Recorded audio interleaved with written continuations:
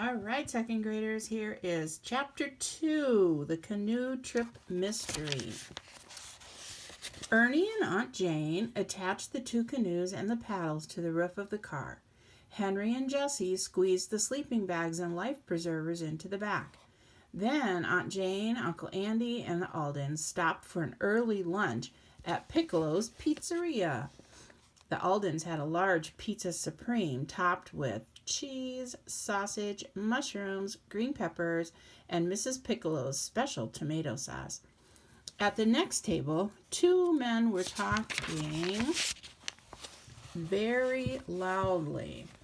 "I can't believe someone broke into the museum and then didn't take anything," one of the men said. "It is strange," the other man answered. "The burglars only disturbed the coin collection. They didn't even bother with the jewelry or antique silver." Both men shook their heads. "Did you hear that?" Benny asked Mrs. Piccolo. She was busy refilling Grandfather's cup of coffee. "Yes," Mrs. Piccolo answered. "It's good nothing was taken this time. About a year ago, a large private coin collection was stolen from a local man named Orville Worthington. Oops, I said that wrong. Withington. "I think I remember reading about that," Grandfather said. "They never caught the burglars." "No," Mrs. Piccolo shook her head. "They never did." "Maybe the same people broke into the museum," Violet said. "Yes, but if they did, why didn't they take anything?" Jessie asked. "I'm afraid you won't have time to solve this mystery," Grandfather said, knowing what they were thinking. "You'll be far away from any burglars on your canoe trail." "Speaking of the canoe trail, I think we should be on our way," Aunt Jane reminded Grandfather gently. "We'd like to make a good start this afternoon and get to the first campsite before dark." Uncle Andy looked at his watch. "From here, the drive to Wolverine State Park should only take about 2 hours. You should be on the lake by 3 in the afternoon," he told his wife. It stays light late now," Violet reminded her aunt. "We'll have time." Grandfather paid the bill. Everyone except Uncle Andy piled into the station wagon. He stood and waved as they drove off.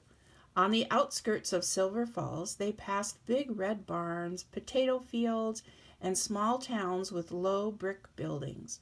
Farther and farther north, the children began to see pine forests.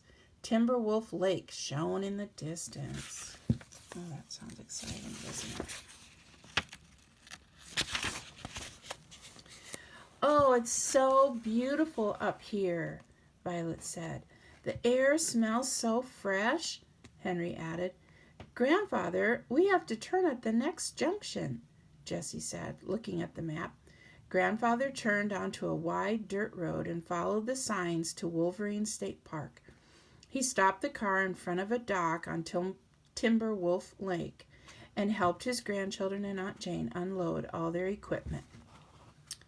I'll show you the picture for a while. Everyone was busy.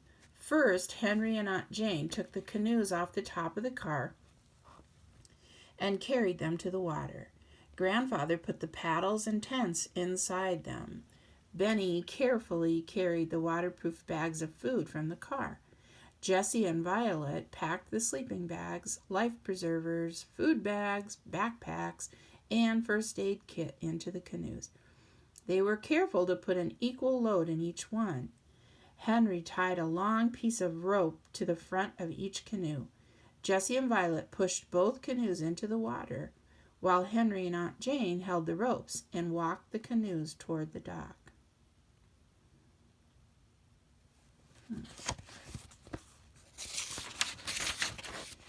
Benny took off his sneakers, and socks and dipped his toes in the water. "Ooh, it's cold," he cried. "The water hasn't had time to warm up yet. It's only spring," Violet said gently. She felt sorry for her brother. She knew how much he wanted to go swimming. "Benny, you won't have to get your feet wet if you get into the canoe from the dock," Jessie said as she tied the canoe lines to the dock. Henry and Aunt Jane got into the canoes first and tried to hold them steady. With Grandfather's help, Violet carefully climbed into Henry's canoe. Jessie and Benny joined Aunt Jane.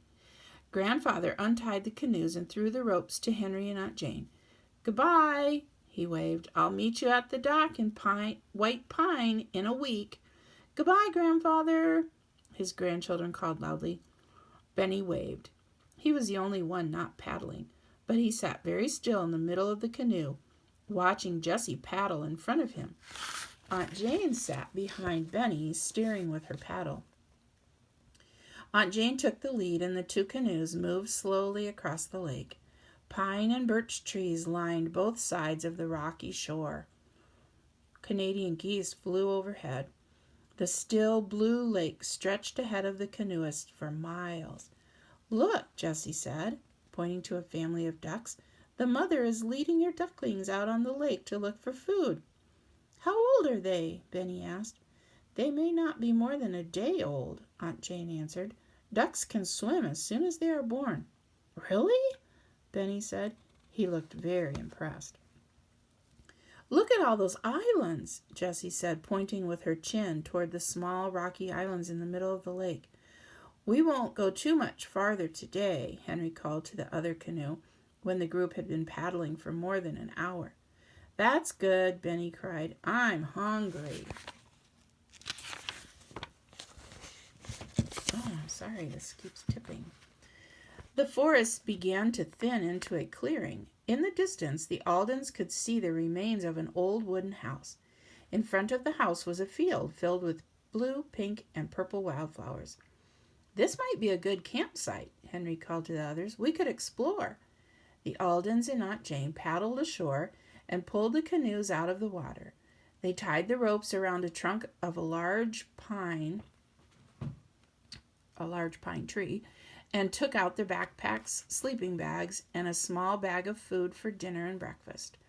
A dirt road wound through the field and into a small pine forest. Aunt Jane suggested they set up camp near a stream under the pine trees.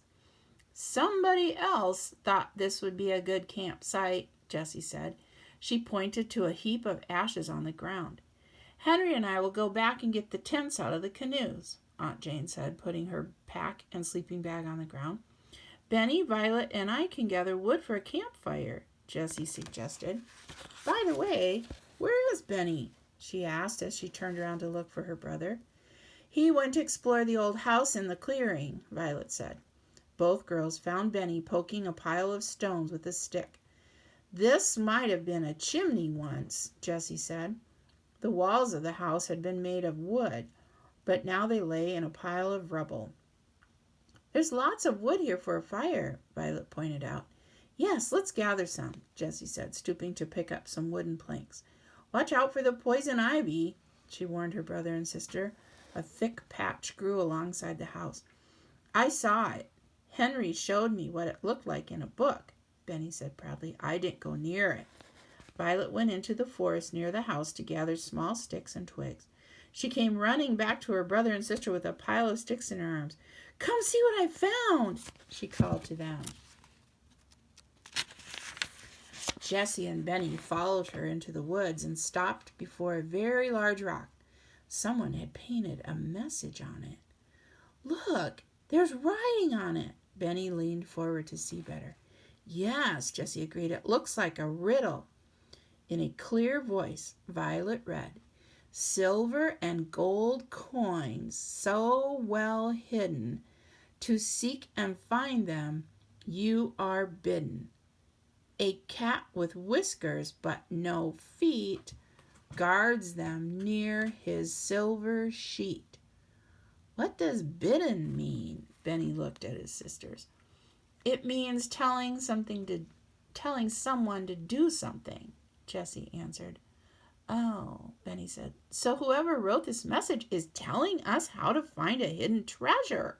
Benny beamed. His sisters smiled back at him. "You know, Grandfather was wrong," Benny said. "We have found a mystery on the canoe trail." Next chapter is called Night Noises. I will try to do this sooner than I did chapter 2 because I know you want to know what night noises they hear. Have a great day, everyone. There they are. getting... Hey, that's the same picture, isn't it, that we saw in the chapter? See you later.